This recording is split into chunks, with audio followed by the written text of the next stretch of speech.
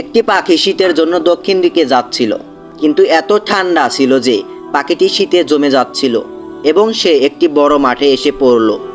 যখন সে মাঠে পড়েছিল, একটি গরু তার অবস্থা দেখে তাকে গোবর দিয়ে ঢেকে দিল। কিছুক্ষণ পর পাখিটি বেশ উষ্ণ অনুভব করল। তখন গোবরের গরমে সে খুব ঝরঝরে হয়ে উঠল, আনন্দে গান গেয়ে উঠল। এমন সময় একটি বিড়াল পাশ দিয়ে যাচ্ছিল। পাখির গান শুনে খুঁজতে লাগলো কোথা থেকে শব্দ আসে। একটু পরই সে গোবরের কাছে এসে এবং সঙ্গে সঙ্গে গোবরে খুঁজে পাখিটিকে বের করে তাকে খেয়ে ফেলল। এখানে শিক্ষণীয় বিষয় এই যে যারা আপনার উপর কাদা ছোড়ে তারা সবাই আপনার শত্রু নয়। যারা আপনাকে পঙ্কিলতা থেকে বের করে আনে তারা সবাই আপনার বন্ধু নয়।